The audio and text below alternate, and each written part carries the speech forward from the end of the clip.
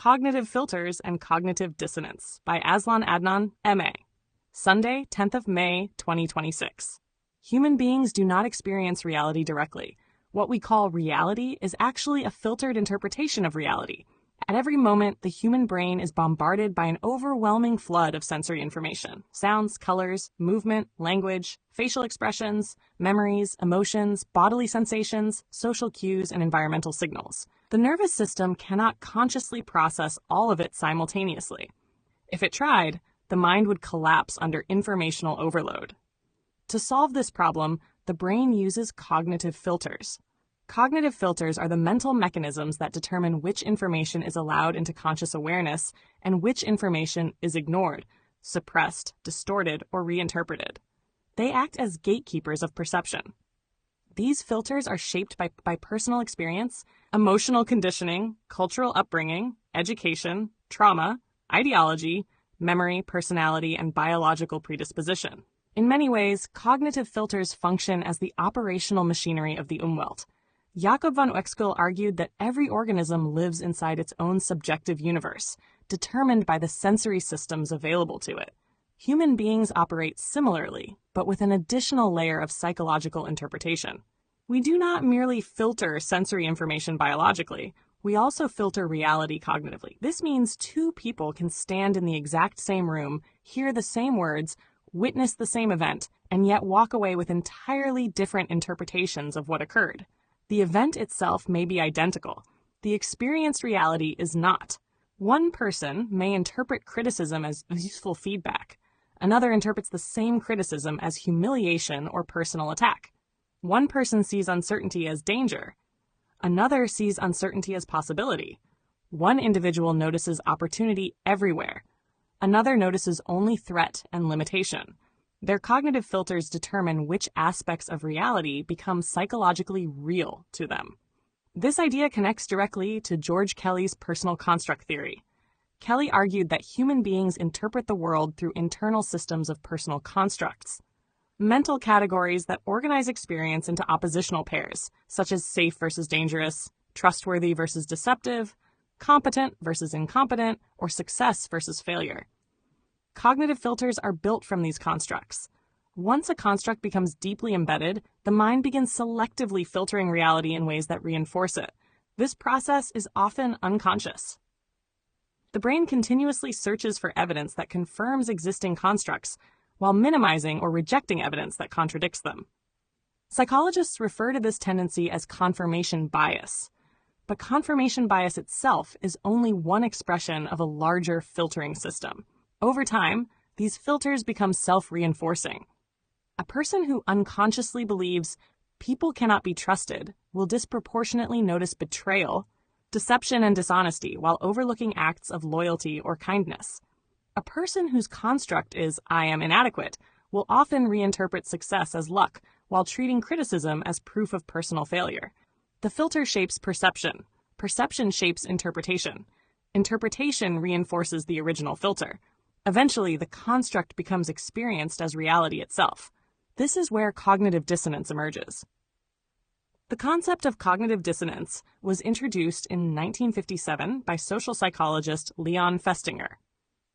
Festinger proposed that human beings experience intense psychological discomfort when they encounter information that directly contradicts their existing beliefs, constructs, or behaviors. Cognitive dissonance is not merely intellectual disagreement. It is psychological tension. The discomfort can become so powerful that people will often distort reality itself in order to reduce it. When new information threatens a deeply embedded construct, the mind experiences instability because the construct is part of the person's internal psychological architecture. If the construct collapses, the surrounding worldview may begin collapsing with it. As a result, people unconsciously deploy defensive cognitive filters to protect their existing worldview. They may deny evidence, dismiss sources, rationalize contradictions, reinterpret facts, attack the messenger, or selectively remember only information that preserves internal consistency. The greater the emotional investment in a construct, the stronger the defensive reaction tends to become. This is why deeply held political, religious, and ideological beliefs are often resistant to evidence. The issue is not usually intelligence. The issue is structural psychological stability. To threaten a person's core constructs is, in many cases, to threaten their entire psychological Umwelt. The mind therefore treats contradictory information almost like an immune system threat. Ironically, highly intelligent people are not necessarily less vulnerable to this process. In some cases, they become even more skilled at rationalizing contradictions because they possess greater verbal and analytical ability to defend existing constructs. Cognitive dissonance explains why individuals can maintain contradictory beliefs for years while remaining unaware of the contradiction itself. It also explains why genuine philosophical thinking is psychologically difficult. True philosophy requires the willingness to examine one's own cognitive filters instead of merely defending them. It requires the ability to tolerate uncertainty long enough for deeper understanding to emerge. Most people seek psychological comfort. Philosophical inquiry often destroys comfort. To examine your own filters honestly is to recognize that much of what you experience as objective reality may actually be interpretation layered upon interpretation. This does not mean reality itself is unreal. It means human access to reality is always mediated.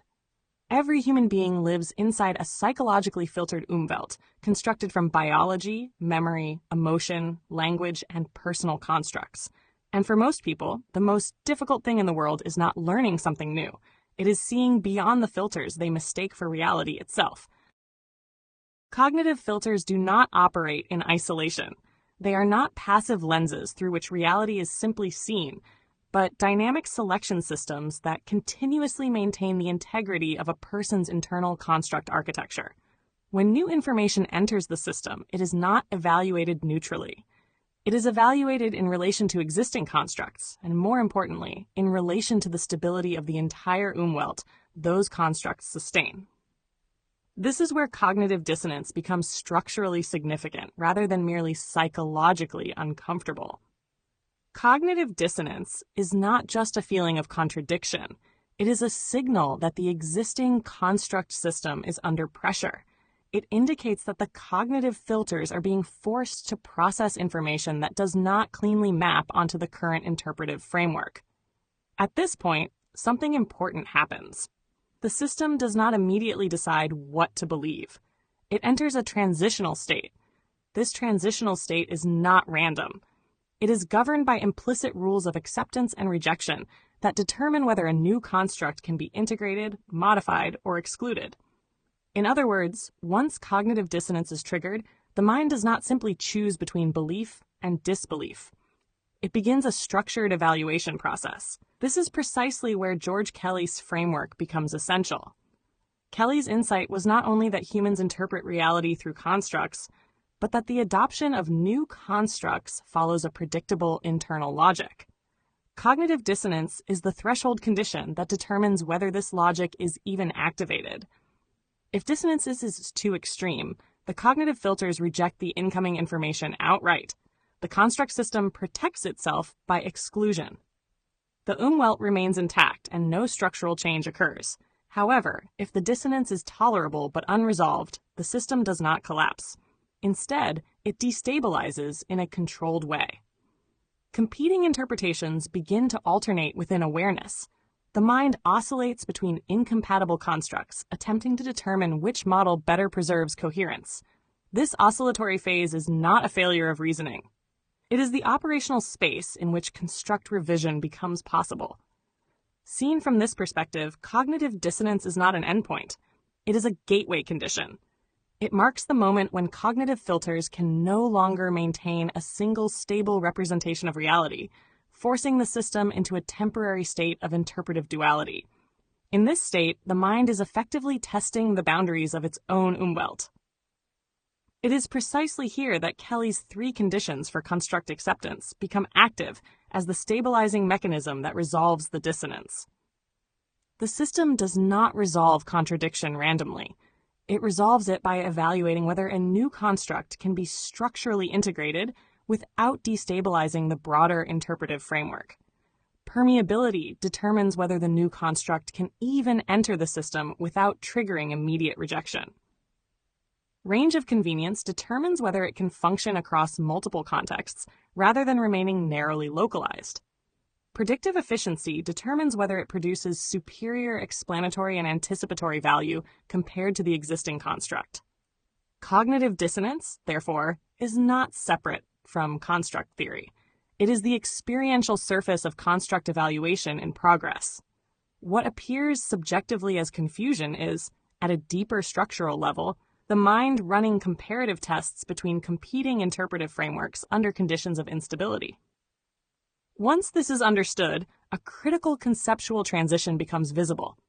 Cognitive filters do not simply distort reality. They regulate the entry conditions for new constructs. Cognitive dissonance does not merely indicate contradiction.